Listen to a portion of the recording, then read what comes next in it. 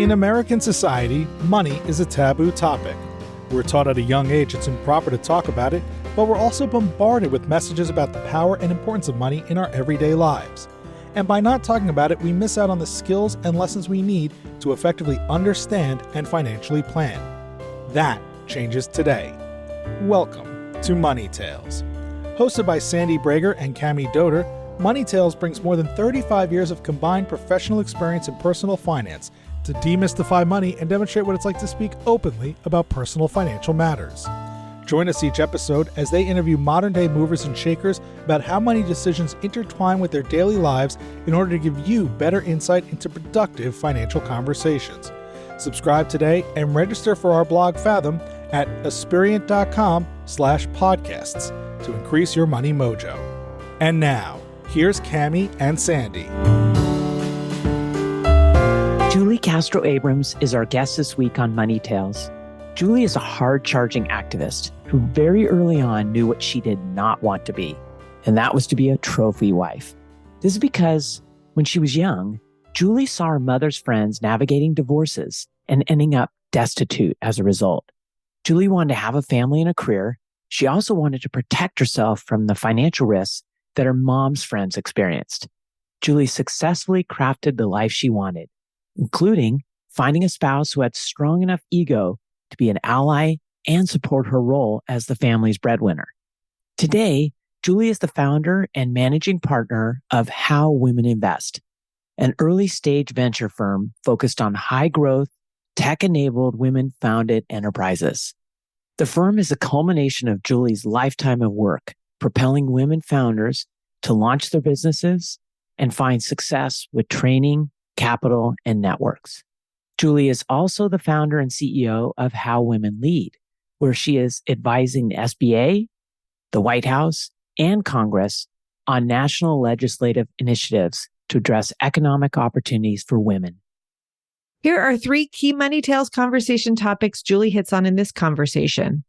First, what it's like to be in a position today where she is making money and giving money away, using her robust network of women leaders to change structures that have historically impeded women. Second, how despite your efforts to quote unquote do everything right in your financial life, things can happen in the economy and the stock market that are outside of your control and can throw you off track. Julie experienced this during the financial crisis and felt shame as a result. She now looks back at the time period with compassion. And third, how in Julie's experience, women have earned less than men, not because they haven't asked for more, which is often the stated reason. Instead, Julie believes women are compensated for what they've already accomplished rather than their potential. We hope you share this episode with a friend, and please subscribe to Money Tales on your favorite podcast platform. Now on to our conversation with Julie Castro Abrams. Hello, everyone. Welcome to the Money Tales podcast. I am Cami Doder. And I am Sandy Brager. Cami, I am excited about our conversation today. In anticipation of talking with our guest, I wanted to share a story about a client that I work with and her experience joining the board of a public company earlier this year. This client otherwise works as a corporate executive in a publicly traded company, and joining the board of this other publicly traded company provided the opportunity to do some really interesting planning. As some of our listeners may know, board income is considered self-employment income to the board member. That provides an opportunity to make additional retirement plan contributions. In her particular situation, she will have the opportunity to have some stock purchases in the future. There's some requirements for the board there. There's trading windows that need to be observed when stock is purchased and sold. And there's a deferred compensation plan available. So this client can choose to defer some of this earnings that she's generating from her board service, put it in the deferred compensation plan, and purchase stock there. So there's a lot of really cool planning going on, helping her create an investment in the company that she's joined the board of because she wants to show her support of everything that they're doing and right-sizing that investment and getting there over time in a very tax efficient way and taking advantage of the opportunity to defer the rest of her income into a more traditional retirement plan, like a self-employed 401k plan, so that she can save that money, which she doesn't need to cover her current spending for the future in a tax managed way. So, wow, Sandy, it sounds exciting and it sounds complicated. Like, I appreciate you underscoring some of the decisions she'll be making and also great opportunities, but complicated. there is some complication. But I think of it as fun. Of course you do. Lots of new puzzles to solve. So, well, what a perfect introduction or opening comments, because we get to welcome Julie Castro Abrams to the Money Tales podcast. Happy to be here with you. Thanks for having me. Absolutely. So, Julie, would you introduce yourself and in doing so, provide a couple pivotal moments that happened in your life that really impacted and influenced who you are today? Well, I'll say at the highest level, I'm a social justice and racial justice activist for women. And so with that said, I started my life, I grew up in sort of a middle-class family, but there was also a lot of messages around money's the root of all evil. Grew up Catholic and the sort of stories of turning the tables over because people were in the money business. And I was like, I'm going to give away all my worldly goods and save the world. And so I do think that influenced a big part of the early parts of my life. And I look back and I'm glad I did. But really, it was like, I want to help other people, and money's, I grew up middle class. So I always felt like I was never poor. I would have been broke, but I was sort of in that camp. And so I spent a lot of my life, frankly, overextended financially. I probably had credit card debt, probably until my mid 30s. And it caused a lot of stress. Even though I was balancing that out with all the good work, it was not healthy for me. And I look back and I'm saying to my kids, like, it is an unnecessary stress to carry around with you. If you manage your money better and if you don't get overextended, you can think beyond the next 2 weeks. You can actually, and you feel more free, and stuff is meaningless. Having a house that's too expensive, having the fancy car, that gives you an adrenaline rush for 5 minutes. And then it's a noose around your neck. I know it's like, yeah, it's easy for me to say now that I'm older and, life's different, but having some cash in the bank changes everything. Not having a lot of bills makes life so much better. And so I started my life working on poverty alleviation, and like a lot of people working in social impact, social justice work. I was not too far away from a lot of that myself. I was probably helping people who had more than I did at certain points in time. And I started to really wrestle with money. There's a book called The Soul, SOUL, of money. and twist. Yeah. Yeah, it's just a tool. It's not my worth. And the more money you have, the people with the greatest wealth, you really realize it doesn't make you happier. It makes you happier to have enough to not have to worry about it, like to be able to have your rent paid or your mortgage paid or have enough food on the table. Like we all know Maslow's a hierarchy of needs, right? At a certain point, having enough that you have freedom to think and do the other things that are important in life is really important. And now today, I'm really in the business of helping women think about their money and say, investing along with their values. We actually did a research study last year looking at the investing behavior of women, investing along with your values, doing things with other women and having an impact. Those are really important things for us. And how do we really help women also think about the power play of money? I'll give you an example. A woman friend of mine, general counsel at Google's healthcare company. And she was seen as that's a lawyer. A general counsel is the top lawyer in a company. She's making a lot of money, but she wanted to get on corporate boards, for example.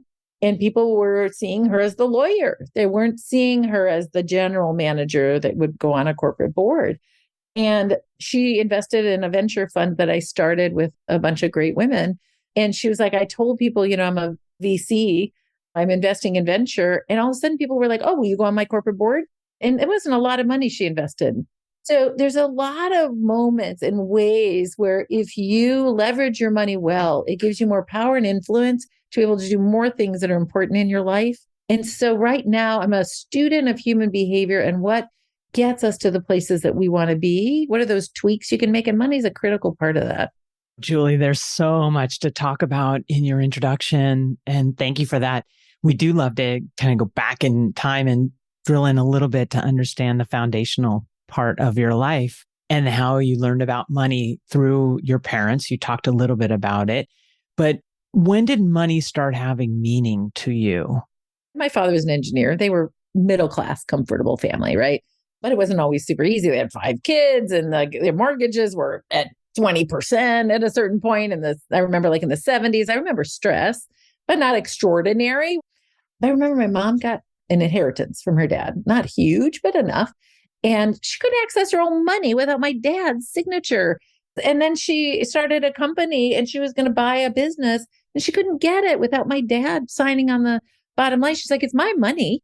And in 1988, we actually passed a law in the United States saying women could take out commercial loans without their husband's signatures or another man. Like, does that make any sense in our life? Not long ago. Yeah. It's shocking. Yeah. And that was actually, there was a package of legislation that was considered game changing at that moment in time. So it's so interesting to have been alive. I sound like I'm 100 years old, but like, I was there in these pivotal moments. I also remember my mom's contemporaries. My mom and dad stayed together until my father passed away. But my mom's colleagues, friends, like people in my friend group, their husbands left them for the 25-year-old secretary is the kind of the story. And that's what really happened back then. And this was before they would split assets 50-50. And I will never forget all these women being destitute. And the men didn't have to give them any money. And they didn't even help to raise their own kids sometimes. And so I was impressed. I think I was in high school and going to college at that time. I was like, that will never be me. I will never be at that kind of risk. And so I actually made a life choice of who I was going to marry, because back then I met my husband in 1989. I went to Northwestern, University of Chicago. I hung out with these guys who are now running the world. And I was like, I will never be a trophy wife. I'm not capable of it. It's impossible. And I thought, like, if I want to have a family, I'm going to have to step back in my career. So I didn't make the choice not to have a family. I decided to have a family and have a career and find a life partner that, one, had enough ego strength and doesn't even compete with me. I'm the primary breadwinner.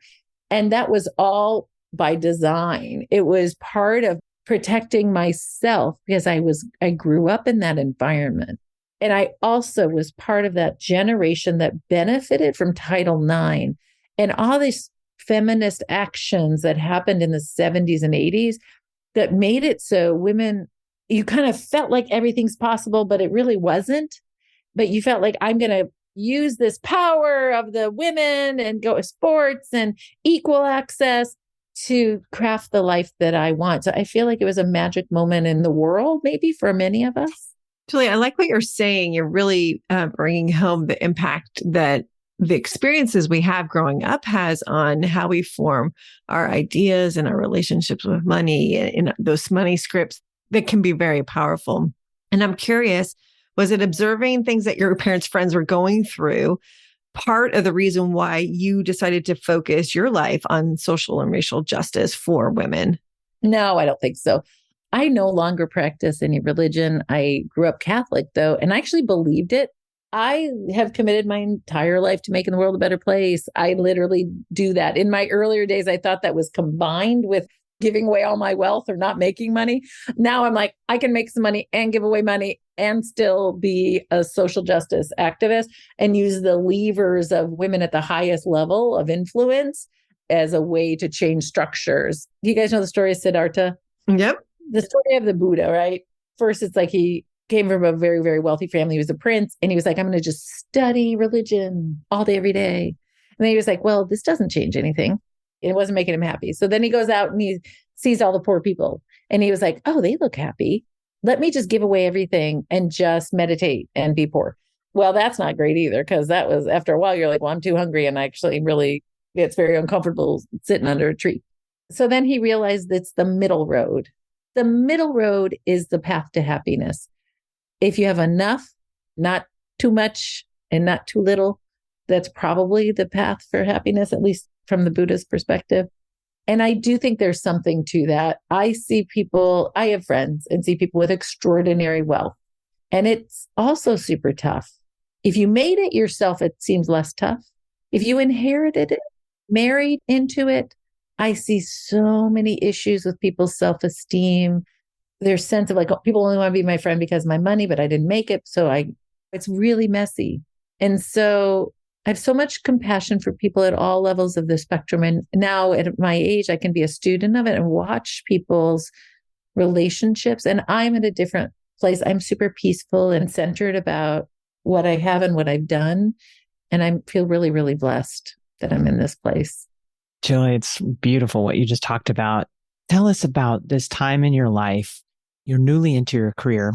You've had great education, but you're not making enough money to cover your expenses. You're going into credit card debt. And the feeling you talked about, I felt it in my chest. I'm curious, where did you feel it at that time? Oh, yeah. I mean, there were times I was choking.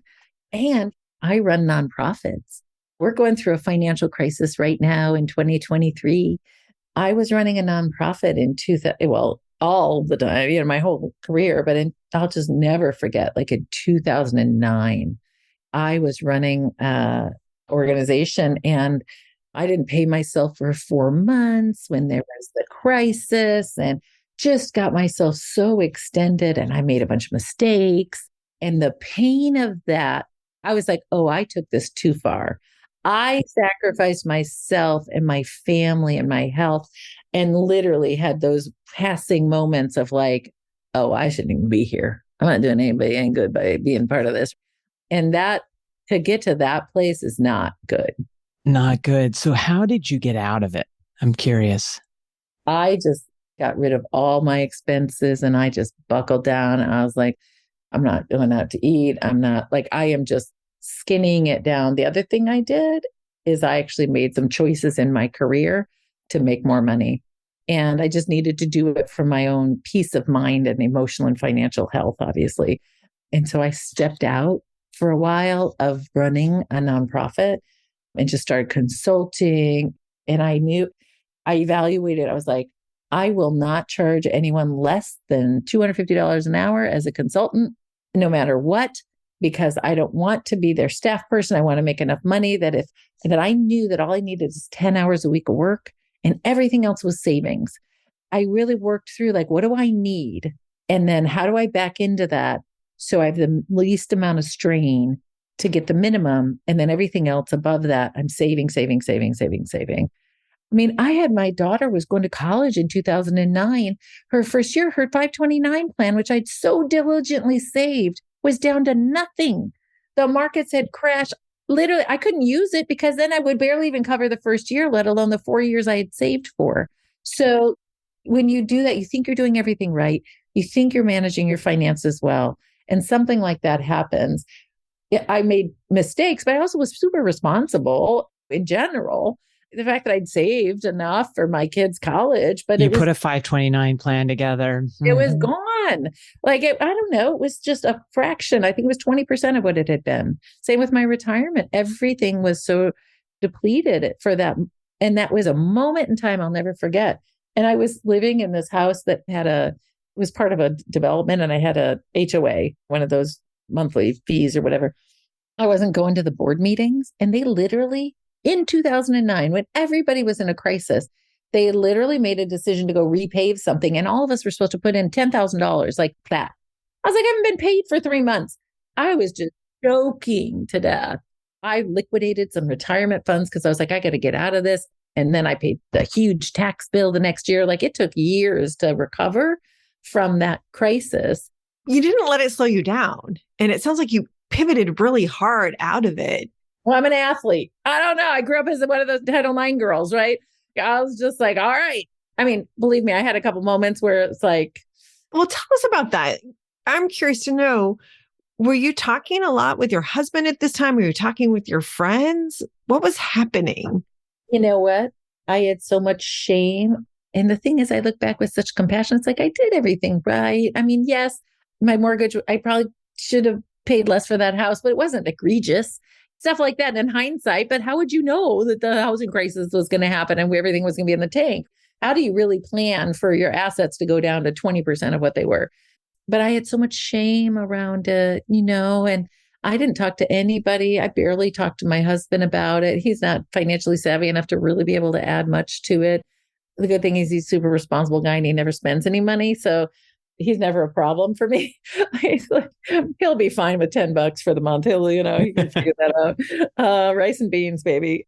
So It was just a moment where I was like, all right, I got to evaluate this. I got to reset. But now you're in a very different place. You described yourself as being in a place of peace. Yeah. Kind of helps that my kids are out of the house. I don't have any of those expenses. Was that it? Yeah, well, that's a little bit of it. But you know what? I was like, I will never again have credit card debt. I will never again have a card note. I mean, for better, for worse. Maybe this is the wrong thing for other people, but I was at that age, I was in my mid 40s. I was like, I am clean in the decks. I am clear in the decks, and I am saving all the time, because I cannot, that kind of stress will kill me. Literally, there are moments I thought the stress was going to give me a heart attack. Bad for you. Yeah. Coming from total self-awareness at the time. Yeah. And I'm just super frugal and responsible. I was never irresponsible, but I certainly felt like, oh yeah, let's upgrade to that, or let's do this thing. I'm not doing that anymore, even though I have a lot more than I have ever had. But I'm also 55 years old, and I have to make sure that not only am I safe, and the market volatility tells us that safety is whatever, it's a fleeting thing, but diversifying. And I want to also, like, if need be there for the nonprofits I love, be there for my team, be there for my kids. I'm not interested in having so much money that I bank it and nobody benefits from it for multi-generational stuff. That's not really my game, because my kids are super successful and healthy and they don't need that from me. But I've taken a far more conservative approach at this stage of my life. Julie, you sound like you really are aligned with your values. And you talked earlier about how women typically invest along their values.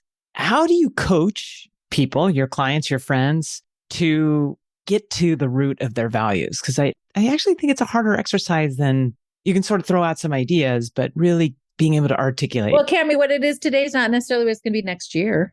I like it. And I think that's the thing. I think sometimes people think your values are so fixed, and what you care about can evolve over time, and how you want to interface with it is also interesting. So to me, my values are always around women and the environment. So when I look, for example, Patricia Lizarga just came out with a new ETF that is invested in his first one ever, only in companies with women CEOs. Well, the truth is, data shows when women are running companies, they perform better over time. She just started this a couple months ago and is outperforming already. Or Kristen Hull at Mia Capital, ESG, ESG, ESG. The data is very clear that ESG focus over the long term results in better corporate returns and corporate sustainability. So those are examples of my values are aligned with returns. So you can do both. They are not mutually exclusive. So you don't have to give up returns to align with your values. Well, in those particular examples, you can make more money. There you go. I like it. Yeah. I mean, Morgan Stanley did a research study and said we are leaving $4.4 trillion on the table that investors can earn, not just GDP. Investors can earn if we just invested in companies founded by women. They're undercapitalized, and we're all losing out. We're losing out as investors. We're not creating the jobs. Right now, we had 200,000 women people have lost jobs since the beginning of the calendar year. Estimates are that it'll be 900,000 people will lose employment this year. That's on top of the results of this protracted pandemic where women and people of color were hurt the most. And the jobs that people are losing this year, it's primarily women and people of color. And so we have got to get jobs back. So if you care about getting jobs back, what are the levers to create the most jobs when you think about your investment, and double down in those places? Like, you could say, this is my strategy now. A year from now, I'm going to have some other strategies where my values might have shifted because of the economic macroclimate. And also just based on living life and becoming more aware and being more in touch, perhaps, with what's important to you. Life shifts. Well, and I have a couple of people I know that have kids with developmental disabilities. A lot of people have family members and kids, right? That's their focus. That's one of their values, is I want to focus on solutions in that way. There are actually companies, I've invested in a company that literally creates a hiring platform with a whole bunch of recommendations and stuff if you want to hire people with disabilities. There's a million different ways you can come up with values aligned investing at any moment in time.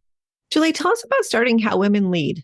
Well, kind of like a lot of things, like it started with great women sitting around together. So someone had written a book on the neuroscience of teams. I was consulting and making good money. And when I ran that microfinance organization, all these great women who wanted to help women entrepreneurs that were involved with me, and I kind of missed engaging with them.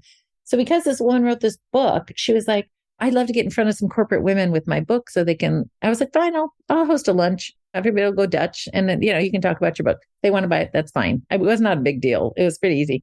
I wrote 70 friends, people I'd known, and 60 people came. And this was before felt like they were kind of before there were a lot of women's networks. Everybody you couldn't get a word in edgeways. You couldn't even hear the speaker.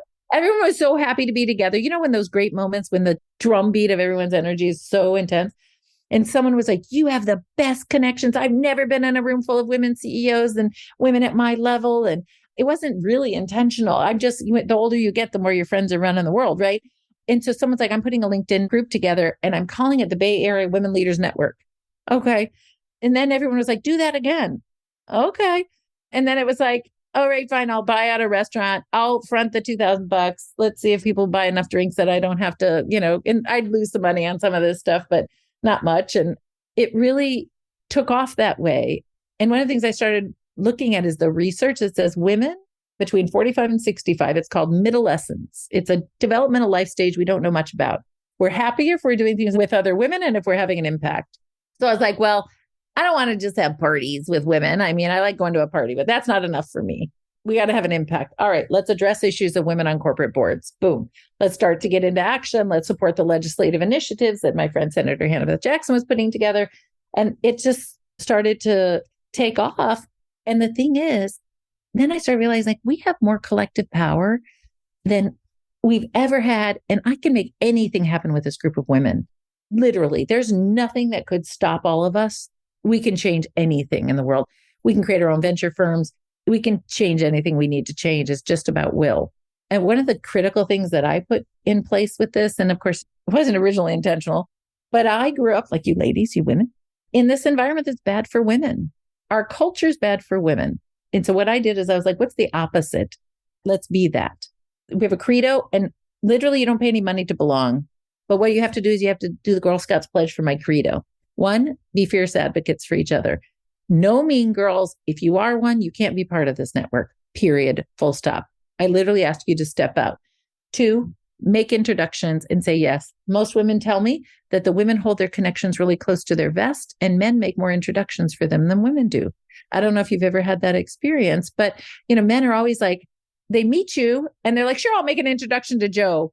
Often I was trained this way. I'm naturally that way, but I felt like I was trained to say, well, are you good enough? And is this going to create risk for me? And all this fear-based silliness. Make introductions, say yes. We got to be power players. We got to make those connections happen. The third one is reinforce her voice when she speaks up and isn't being heard, because literally women are told to be silent. Women are told that it's indelicate to take up any space. We all need to be her echo chamber, and women will say things and nobody reacts. And then finally, and this is the hardest for most of us, and I did this in my 20s. I was the COO of something. And I was like, I'm the behind the scenes person. It's like, no, be unabashedly visible.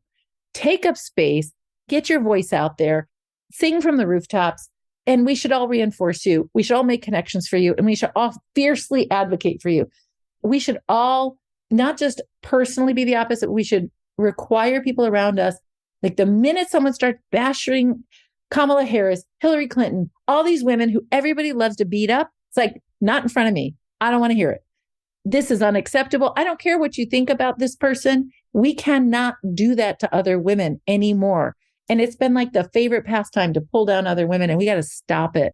And so to me, that's the credo. And I want everybody to take their own version of that. It's like, buck the culture that's bad for us. We got to be better. And we can be. But we were all trained poorly to do this stuff. Julie, how often does money come up in How Women Lead conversations? Constantly. Yes. We started a venture firm as one example, but people literally will say to me and I get this. I've had this experience myself. I need a financial advisor, but they're disrespectful to me. I don't feel like they understand me. If you're a woman of color, an immigrant, for example, and you talk to a white guy about your money management, they have completely different perspectives. I'm married to an immigrant. We have to have a budget line item, send money to his family every month. There's always a crisis. He's got a lot of siblings. There's always somebody. And it's like, how could we not send $250, $500 to solve a problem? If someone's got a cancer scare and can't go to the doctor, I can't not send them money. So that's got to be part of my budgeting. So I think one of the things people are desperate for is information, access, and of course, to financial advisors and like these new ETFs and stuff. But the other thing is, how do you negotiate? And I'll just remind everyone, we have this myth that women don't ask, and that's why they're not making more money. It is baloney. That is not the case. What we really know is when women ask, unless they ask in this super couched way, women actually are seen negatively for asking for a raise or asking for the money that they're worth. My daughter started working at Uber. I'm just going to say it. Travis Kalanick was fired. They brought in the attorney general. They did an audit of the women and people of color salaries. She'd been working for 1 year. She was right out of college. She was making 40% less than the boys hired at the exact same time. You're telling me my 23-year-old was supposed to negotiate and know how to negotiate for 40% more than you offered her? That doesn't make any sense. Think about the lifetime financial impact on her. So we all need to talk about money. We need to make it transparent. At Salesforce, who'd been such a leader in gender and racial pay equity, the first time they made an adjustment, they invested a huge amount of money to make it, to right it, size it. Then they did it again 2 years later. You know what they realized? I was on the panel with the chief strategy officer of Salesforce. It takes 2 months and they're inequitable. That's not endemic to Salesforce. That's society. That's why women only apply for a job when they have 50% of the criteria. Or they won't apply if they only have 50% of the criteria. It's not because women are less confident and blame women. It's not true. It's literally, you're not seen for your potential. You're seen for what you already accomplished. So we're not dumb. Yeah. So just like we have to talk more about money, we got to talk more about these issues. Well, it relates to money. It relates to money. Yeah, of course. Yeah, it's right there. Yeah. What's your next money conversation going to be, and who is it going to be with? Well, right now, I'm working with a bunch of women-run venture firms to create a fund of funds. Women-run venture firms, as I mentioned earlier, they don't get enough financial investment. They don't get enough investments to actually be able to sustain well. I'm going to put a fund of funds together. You can give the money into that fund, and then I will do the work and take on the cost of investing in women-run venture firms. So that's an example of like play bigger, find solutions. And I'm not going to go to the gatekeepers to get that money. I'm going to the people in charge. I'm going to the people on the boards, and I'm going to be assertive about it because I don't have anything to lose at this life stage. Good for you, Julie. I think you're reminding us often we don't have much to lose. So be proud, be strong. Thank you for that. Would you share with our listeners, what's the best way for them to find you or connect with you? I mean, on LinkedIn, Julie Castro, Castro, Abrams with no H, Abrams, but also How Women Lead. Check out How Women Lead. You can find the venture firm through How Women Lead. It's called How Women Invest. You can be part of a giving circle that we've got where we give grants to women and girls organizations. And you can learn and be in community with other women who are having an impact. And it is just gorgeous. Every day, the reinforcement I get of being with powerful, strong women who are values aligned and are buying into the credo, there's nothing like it. Julie, this conversation has been captivating. Thank you for sharing so much and your energy and enthusiasm and what you're doing. Thank you. My pleasure. Thanks for listening to the Money Tales podcast. If you've enjoyed this episode, share it with someone you think would benefit from listening, and leave us a review on your favorite podcasting platform. Your ratings and reviews help more people find our podcast. If you're inspired to gain clarity and peace of mind about financial matters, don't hesitate to reach out to our team at Aspiriant. Go to aspiriant.com/start a dialogue. Or you can email Sandy and me at podcasts@aspiriant.com. See you next time.